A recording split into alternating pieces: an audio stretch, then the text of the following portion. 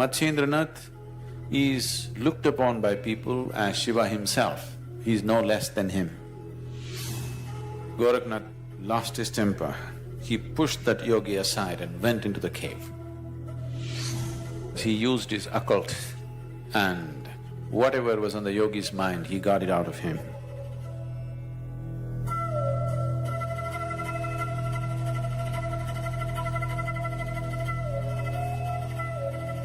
Gorakhnath was a very, very accomplished yogi.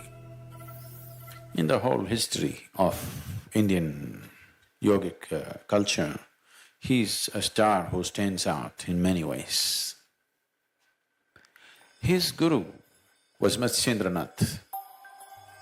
Matsyendranath is looked upon by people as Shiva himself, he is no less than him. Just that he came little later, but he is as much as Shiva, that's how he is seen. So Gorakhnath was his disciple.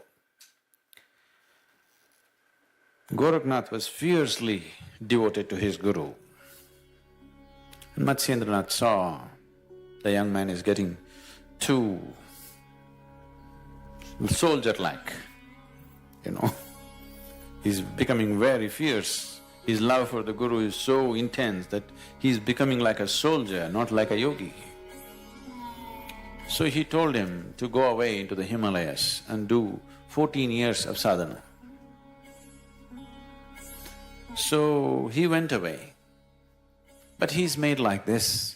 For him all this sadhana, everything he does only because the guru says so. For him the only thing is his guru. Fiercely dedicated to his guru. So when he sat in the Himalayas, 14 years every day, every moment, he was only counting the moments. When 14 years will be over, I'll go back to my guru. At the same time, he did the sadhana.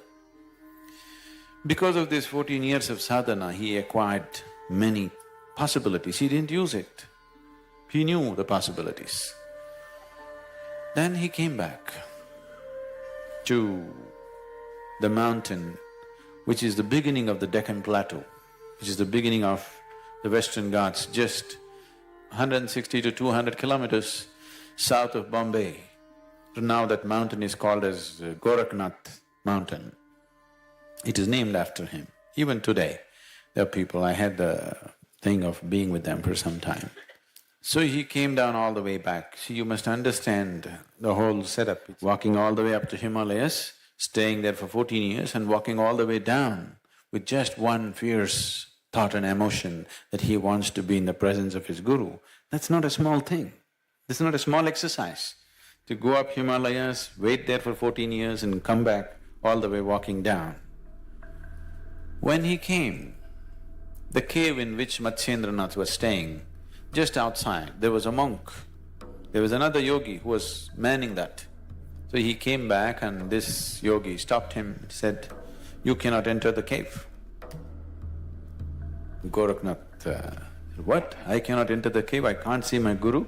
I've been waiting for 14 years. He said, "No, you cannot enter."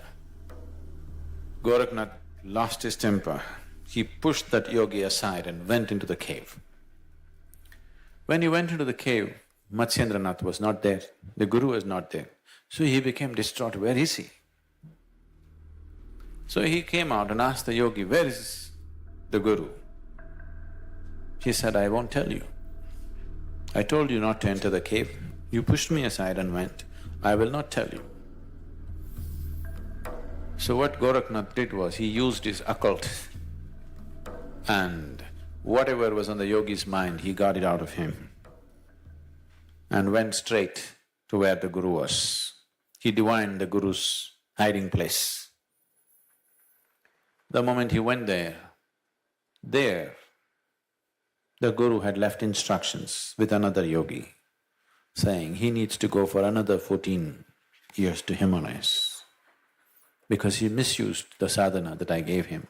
I gave him sadhana for his spiritual growth, but he used it to divine into somebody else's mind, which no yogi should ever do. Another 14 years. So, Gorakhnath asked, "Is there any way to shorten the period?"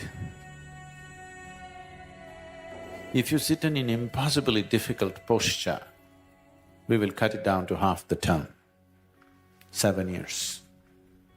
This impossibly difficult posture is, he sat on his left toes like this, heel in the perineum in the Mooladhara, and the right leg crossed over. This is even today called as Gorakhnath asana. So he was just on his toes, up, his Mooladhara supported by the left heel and his right leg here. He sat like this for 7 years. Either 14 years term or 7 years rigorous. So then he came back. There's a whole lot of stories of how Matsyendranath tempered Gorakhnath's love for him. You know, there are many other incidents, wonderful incidents. How this man's fierceness of love just drove him beyond all discipline many times, and how Matsyendranath constantly controlled it in so many different ways, because he knows the potential of the man. This man is the kind who can change the world. He's got that kind of capability, but he's too much fire without being stabilized and channelized. Gorakhnath went about later on, after the passing of his guru, went about establishing one of the most widespread spiritual movements in India. If you see anybody with a large ring on his ear, a large ring, usually a bone ring, that means he's a Gorakhnathi.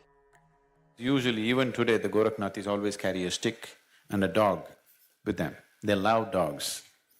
They carry their dogs on their shoulders, they won't let them walk.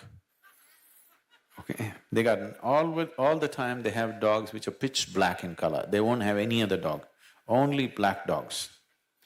And they love their dogs so much, they're well fed, the dog's really fat and nice, and they won't let them walk.